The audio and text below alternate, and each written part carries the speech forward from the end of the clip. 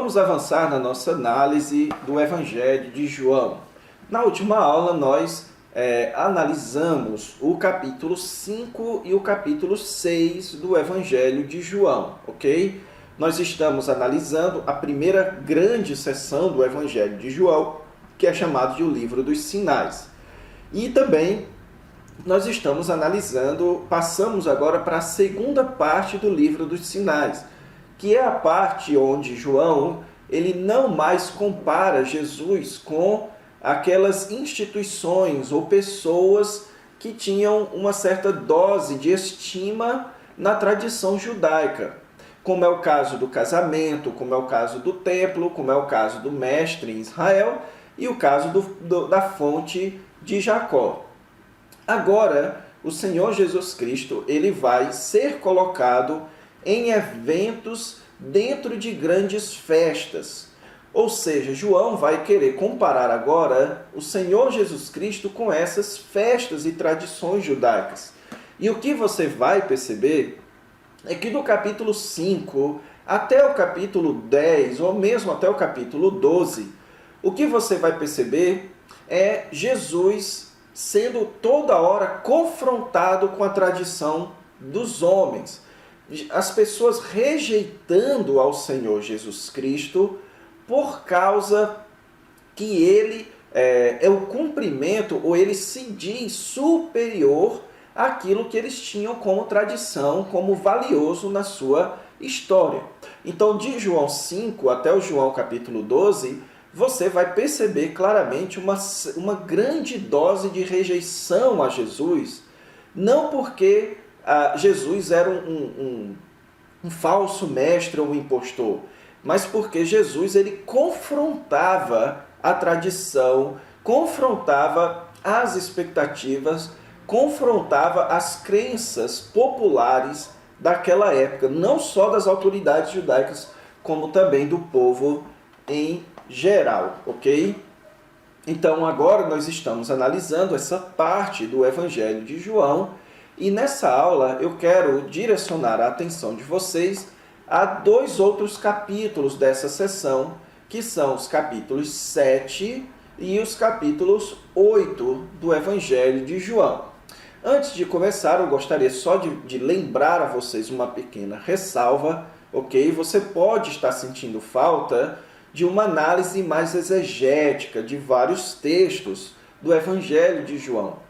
Porém, o intuito dessa matéria, lembrando a vocês, é dar a você uma compreensão básica do Evangelho de João, de formas que você possa depois estudar as partes específicas deste livro, ok? Então, nós não estamos fazendo aqui um comentário versículo por versículo do Evangelho de João, pois isso demandaria de nós muito tempo e muito mais horas ministradas em aula, ok? Então, a ideia é que você seja preparado para poder estudar o livro ou o Evangelho de João com propriedade, ok?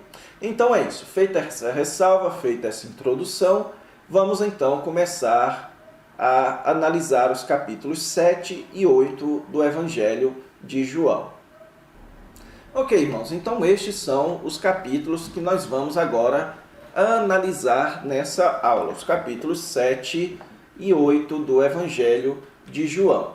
Antes de analisarmos o texto propriamente dito, irmãos, na última aula nós vimos o início de uma série de afirmações que são característicos do Evangelho de João e que eu gostaria de ressaltar aqui para que você entendesse o lugar dessas colocações dentro deste Evangelho.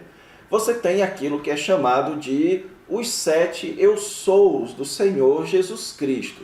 São as 7 ocorrências em que o Senhor Jesus utilizou a expressão eu sou alguma coisa. Não são as únicas ocorrências em que Jesus usou a expressão eu sou para si.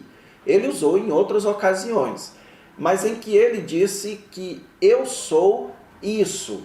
Então você tem aí os 7 eu sous de Jesus. Eu sou o pão da vida, eu sou a luz do mundo, eu sou a porta das ovelhas, eu sou o bom pastor, eu sou a ressurreição e a vida, eu sou o caminho, eu sou a videira, ok?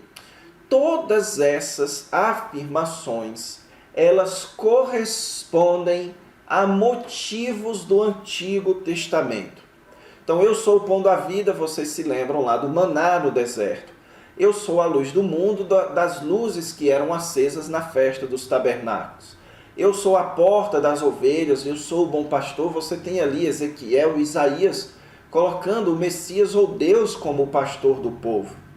Eu sou a ressurreição e a vida.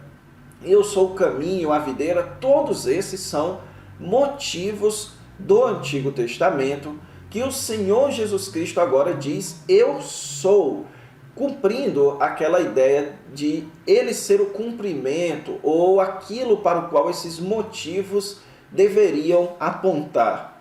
Então é aqui uma teologia de substituição da religiosidade judaica do Antigo Testamento pela religiosidade trazida por Jesus, da fé depositada nos elementos judaicos no Antigo Testamento, agora depositadas na pessoa de Jesus. O que João quer fazer com o povo, com os seus leitores? Que eles agora depositem a sua fé e realizem a sua religião em Jesus Cristo, e não mais centrado nas tradições judaicas centradas no templo que havia sido destruído, ok? Então aqui você tem essas sete grandes afirmações de Jesus que ressaltam a sua natureza. E aí fica a dica para você fazer um estudo na sua igreja. Ficaria bem legal você fazer um estudo na escola bíblica ou mesmo uma série de pregações sobre os 7 eu sous de Jesus. Você faria ali mais ou menos 7, 8 ou 9 pregações para explicar bem todas estas ocorrências da expressão eu sou no Evangelho de João, ok? Então você tem aqui uma frase, uma forma de expressar de Jesus que só João ele fez questão de registrar no seu Evangelho, ok? Então vamos lá. Os capítulos 7 e 8 de João, irmãos, eles seguem o padrão de narrativa dos capítulos de 5 a 10. Que padrão é esse? É o padrão onde João ele começa com uma narração de algum evento especialmente dedicado a um sinal do Senhor Jesus Cristo, com exceção do capítulo 7, que o que inicia o capítulo 7 não é um sinal de Cristo, mas uma conversa de Jesus com os seus irmãos. Então, os capítulos de 5 a 10, eles sempre começam com uma narração que introduz você ao assunto geral daquele capítulo. Então, por exemplo, no capítulo 5, você tem ali a introdução do assunto de Jesus sendo colocado em um tribunal, de Jesus como sendo confrontado com aquele que viola o sábado. E a temática abordada ali é a autoridade de Jesus sobre os homens, que Deus deu autoridade de Jesus sobre os seres humanos. O capítulo 6, você tem ali a narração da multiplicação dos pães e peixes e de Jesus andando por sobre as águas. Por quê? Porque o assunto do capítulo 6 vai girar em torno da comparação de Jesus com Moisés e com esses motivos do Antigo Testamento relacionados à Páscoa. E Jesus, então, vai ser colocado como sendo o pão da vida, aquele que é superior a Moisés, aquele que é o verdadeiro pão enviado por Deus. Depois, agora, no capítulo 7 e 8, você também tem o mesmo esquema. O texto vai começar com uma narração no capítulo 7, sendo que no capítulo 7 não é um sinal, mas uma conversa de Jesus, ok? E, irmãos, os capítulos 7 e 8, eles são colocados pelos estudiosos como fazendo parte da mesma sequência. Na verdade, eles diriam que os capítulos 7 e 8 deveriam ser um capítulo só, porque eles todos tratam da mesma abordagem, ok? Tratam do mesmo assunto, certo? Então, qual é o assunto tratado aqui? Jesus agora ele é colocado na festa dos tabernáculos. Então aqui você tem a terceira festividade em que Jesus é colocado. Ele já esteve no sábado, ele já esteve na Páscoa, agora Jesus é colocado na festa dos tabernáculos. A festa dos tabernáculos, irmãos, era uma das principais festas judaicas. Na verdade, era a festa mais querida dos judeus, pois era a festa também em que Jerusalém ficava mais lotada de visitantes por conta do período da festa dos tabernáculos. Ela durava uma semana e tinha um 8º dia também, mas as festividades se prolongavam e também por causa dos enormes elementos religiosos e simbólicos que aquela festa carregava. Você tinha, por exemplo, o ritual das águas, que era quando o sumo sacerdote ele pegava um cântaro, um vaso de água, ele enchia aquele vaso no rio e ele então dava voltas sobre o altar dentro do templo e despejava aquela água no altar para celebrar a água que Deus providenciava para o povo no deserto. Então a festa dos tabernáculos, só um detalhe a mais, ela era uma festa que comemorava o cuidado de Deus com o povo de Israel quando o povo de Israel esteve no deserto. E ela tem esse nome de festa dos tabernáculos porque o povo lembrava do período em que Israel morava em tendas naquele período lá no deserto. Então muitas pessoas durante a festa dos tabernáculos deixavam suas casas e armavam tendas na rua, mesmo fora da cidade, para lembrar desse período. Tinha o ritual das águas para lembrar do período em que Deus providenciou água para o povo, e tinha também o ritual das luzes, quando as pessoas acendiam várias luzes nas suas casas para celebrar aquela tocha de fogo, aquela coluna de fogo que Deus providenciava no deserto para aquecer e iluminar o caminho do povo durante a sua estadia ali no deserto, ok? Então essa é a festa em que Jesus se encontra, e estas são as figuras, os motivos que girarão em torno dos discursos de Jesus. Então o capítulo 7 vai girar em torno de Jesus dizendo que é água, que ele oferece uma água. E o capítulo 8 vai girar em torno de Jesus como sendo a luz. São dois motivos dentro da festa dos tabernáculos, ok? E qual é o assunto aqui nos capítulos 7 e 8? O assunto aqui, irmãos, são as expectativas e dúvidas em torno de Cristo. Nenhuma outra parte do Evangelho de João possui mais expressões de questionamento a respeito de Jesus, de pessoas perguntando quem é ele, de onde ele vem, como é que ele aprendeu tudo isso, quais sinais ele faz. E você tem, então, muitos questionamentos, mas também uma divisão muito grande de opiniões. Você tem pessoas dizendo que ele é o Cristo, você tem pessoas dizendo que ele é um impostor, você vai ter pessoas ali afirmando que ele é o profeta, mas não se sujeitam a ele, ou seja, tem medo das autoridades. Então você vai ter ali uma vasta diversidade de opiniões a respeito do Senhor Jesus Cristo.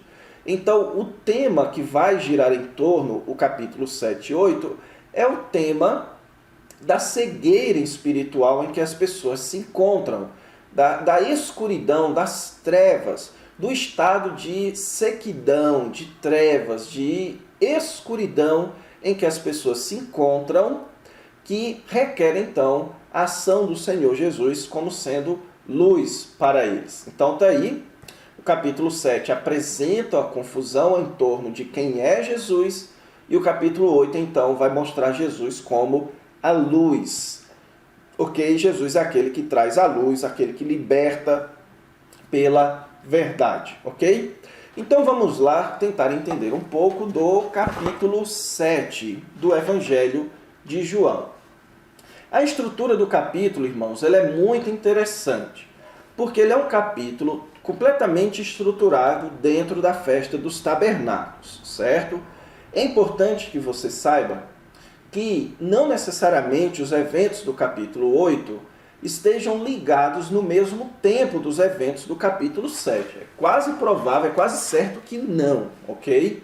Mas existe uma continuação literária e de conteúdo do capítulo 8 para o capítulo 7, ok? Porque o capítulo 7, ele é estruturado em torno da festa dos tabernáculos, que durava mais ou menos uma semana. Dos versículos de 1 a 13, você tem ali eventos do início da festa. Nos versículos de 14 a 24, você tem ali Jesus chegando no meio da festa. E então, nos versículos 37 a 52, no último dia, ou no grande, ou no final da festa, ok? Então é assim que João divide o seu capítulo. Ele marca direitinho lá no início, no meio e no grande dia da festa. E o capítulo 7 de João, irmãos, ele exibe ali a enorme dificuldade do povo de entender quem era Jesus. Existe ali, então, Jesus, ele começa o capítulo, João começa o capítulo mostrando exatamente um evento, uma conversa de Jesus que traz esse tema. Você tem os irmãos de Jesus dizendo que ele vá para Jerusalém para se manifestar para as pessoas, ou seja, nem mesmo os irmãos entendiam quem era Jesus e qual era a missão de Jesus. Então ele estabelece esse tema e vai trabalhar esse tema durante todo o capítulo 7. O tema da dificuldade das pessoas de entender quem era Jesus. Veja no versículo 12. E havia grande murmuração a seu respeito entre as multidões. Uns diziam, ele é bom. Outros, não, antes engana o povo. Então, qual é a ideia aqui ainda no início da festa? Jesus não havia chegado na festa e existia então um certo frisson, uma certa celeuma em Jerusalém, com base ou baseada na divergência de opiniões sobre quem era Jesus. Então as pessoas estavam ali cheias de dúvidas, cheias de questionamentos. E então no versículo 15, agora Jesus chega, e então os judeus se maravilhavam e diziam, como sabe essas letras sem ter estudado? Ou seja, as pessoas desconheciam a história de Jesus. Então você vai notar que as pessoas nem sequer sabiam que Jesus era da Judéia. Jesus havia nascido em Belém, da Judéia. Então Jesus, no capítulo 7, ele é acusado de não ser o Messias, porque o Antigo Testamento dizia que o Messias via da Judéia. Mas Jesus era de Nazaré, da Galileia. Ou seja, as pessoas não sabiam nem a biografia de Jesus, que ele era natural de Belém, da Judéia, e não de Nazaré, que foi só uma cidade em que ele cresceu. As pessoas também não sabiam onde Jesus tinha estudado. Os evangelhos nos contam que com 12 anos, Jesus já conhecia muito do Antigo Testamento. Então, o que você nota aqui é João descrevendo que o povo ali em Jerusalém não sabia quem era Jesus ou não entendia quem era a pessoa de Jesus. E no versículo 20 ali você tem as pessoas acusando Jesus, dizendo que ele tem demônio. Quem é que procura matar-te? Ou seja, as pessoas interpretando mal a Jesus, interpretando equivocadamente aquilo que Jesus fala. E João também, no capítulo 7, ele exibe a variedade de reações provocadas pela pessoa de Jesus, ok? Não só a variedade de opiniões, de questionamentos, de más interpretações, como também a variedade de reações em torno da pessoa de Jesus. Você tem o versículo 30 dizendo, então procuravam prendê-lo, mas ninguém lhe pôs a mão porque ainda não era chegada a sua hora. Ou seja, você tinha a reação das autoridades judaicas que queriam prender a Jesus. Mas você também tinha a reação da multidão, que dizia, quando vier o Cristo, fará porventura maiores sinais do que este homem tem feito? Ou seja, você tinha ali na multidão muitas pessoas que estavam acreditando em Jesus, que estavam crendo em Jesus, ok? E então, versículo 43, agora aqui já no final da festa, já no final do capítulo 7, é dito, houve uma dissensão entre o povo por causa dele. Então, qual é a ênfase do capítulo 7? A ênfase do capítulo 7, irmãos, é demonstrar ali a enorme discrepância que existia em Israel por causa da pessoa de Jesus e que essa discrepância ela não era resultante de quem Jesus de fato era, mas do desconhecimento, porque a luz veio ao mundo e as pessoas não entenderam a luz. A luz veio ao mundo e as pessoas amaram mais as trevas. Então as pessoas não entendiam, não conheciam a Jesus. E no versículo 37 você tem aqui Jesus dizendo, se alguém tem sede, venha a mim e beba. Quem crer em mim, como diz a Escritura, do seu interior fluirão rios de água viva. Então aqui Jesus está se colocando como sendo superior àquele motivo da festa dos tabernáculos, que era o derramamento das águas. O povo estava comemorando a água que foi providenciada para satisfazer a sede no deserto. Agora Jesus está oferecendo-se como sendo a água que satisfaz a sede espiritual do homem. Então, isso Jesus se oferece e então tem ali uma variedade de reações. Então, o capítulo 7, irmãos, ele serve, portanto, de preparação para o capítulo 8, ok? E antes de avançar para o capítulo 8, eu preciso fazer um breve comentário sobre esse texto do capítulo 8, de versículos 1 a 11. Se você perceber na sua Bíblia, esse texto ele está entre colchetes. Como eu disse a vocês, no Evangelho de João, textos que estão entre colchetes são textos que quase certamente, ou com uma grande dose de certeza, eles não faziam parte dos escritos originais. Eles são adições posteriores, são histórias posteriores que foram incluídas nas Sagradas Escrituras. Aí você pode se perguntar o seguinte, isso não descredibiliza a Bíblia? Se esse texto é uma adição, quem me garante que não há outras adições? E a minha resposta, irmãos, é que é exatamente o contrário.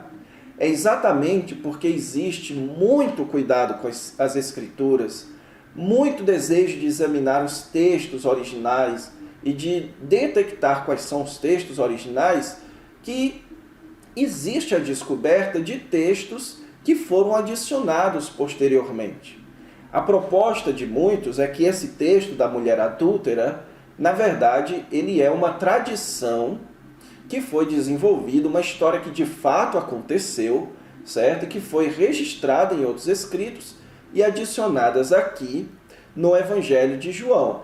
Em outros manuscritos do Novo Testamento, esse mesmo texto aparece no Evangelho de Lucas, para você ter ideia. Então, o que é que nós vamos fazer com ele? Nós vamos pular a análise desse texto, ok? Visto que há fortíssimas evidências de que o capítulo 8 começa, na verdade, no versículo 12. Porque o versículo 12, ele continua o assunto do capítulo 7, ok? Então, depois você pode querer estudar mais esse assunto. Se você tiver dúvida, você pode me escrever, me procurar. A gente pode conversar mais sobre isso, ok? Então, vamos lá para o capítulo 8. O capítulo 8, irmãos, ele apresenta Jesus, então, como a solução da cegueira e da dúvida espiritual. Então, o assunto foi estabelecido no capítulo 7, e então o capítulo 8 começa dizendo que Jesus é a luz, que quem o segue não anda nas trevas. Ou seja, Jesus é a solução para toda aquela cegueira e desconhecimento a respeito dele e do Pai, que foi percebida ali durante a festa dos tabernáculos. Versículo 28 também. Quando levantardes o Filho do Homem, então sabereis que eu sou, e que nada faço por mim mesmo, mas falo como o Pai me ensinou. Então, o que Jesus está tentando explicar aqui é que Ele é a solução para a falta de conhecimento. Ele é a solução para a falta de entendimento do povo a respeito da verdadeira religião a ser seguida e a ser vivida por eles, ok? Então, você tem ali no capítulo 8 várias referências de Jesus. Ele sendo a luz, versículo 28, então sabereis que eu sou. Então, todas aquelas incertezas e questionamentos seriam resolvidas se as pessoas seguissem ou decidissem seguir a Jesus. O apego às tradições e à ligação étnica provocou a rejeição do Messias. O capítulo 8, irmãos, tem um dos debates mais acirrados entre Jesus e as autoridades judaicas, afirmações bem sérias do Senhor Jesus Cristo, dizendo que eles eram filhos de Satanás, filhos do demônio, ok? Por quê? Porque existe então ali no capítulo 8 uma comparação entre Jesus e Abraão. Eles se consideravam filhos de Abraão e estavam questionando a filiação de Jesus. E Jesus simplesmente diz que a sua filiação é com Deus. Ele é o filho de Deus. Então, a filiação mais importante não é a filiação étnica e natural com Abraão, mas a filiação espiritual com Deus. Que se aqueles homens se apegassem à filiação étnica, eles continuariam presos no seu pecado. Versículo 36. Se o Filho vos libertar, verdadeiramente sereis livres e conhecereis a verdade, e a verdade vos libertará. Libertará de quê? Libertará do pecado e desse apego às tradições, deste apego à falta de compreensão, à falta de entendimento que estava levando o povo a não seguir a Jesus. Então você tem aí versículo 39, responderam-lhe, nosso pai é Abraão, e disse-lhe Jesus, se sois filhos de Abraão, praticais as obras de Abraão. Então o que Jesus está dizendo é que a filiação deles, o apego à filiação deles com Abraão, não garante a salvação deles.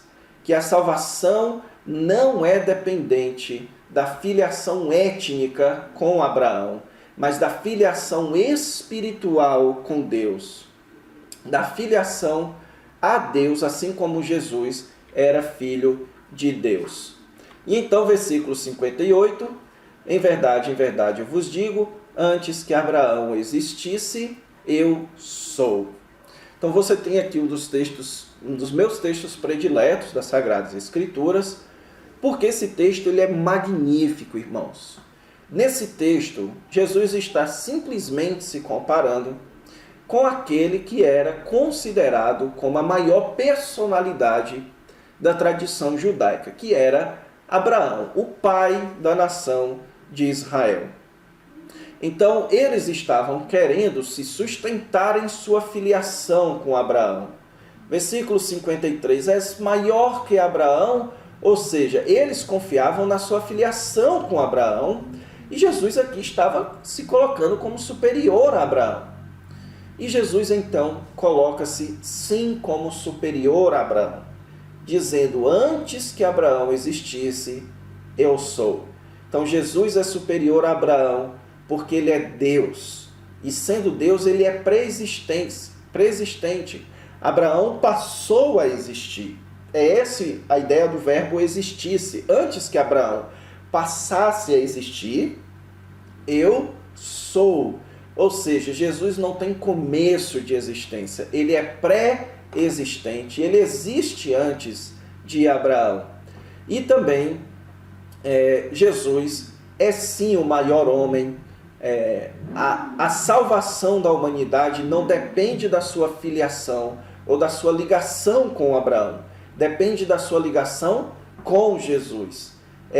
O próprio Senhor Jesus diz no capítulo 8, se permanecerdes na minha palavra, sois verdadeiramente meus discípulos. Ou seja, a salvação é dependente da aceitação da palavra de Cristo e do ensino de Cristo, e não da filiação com Abraão.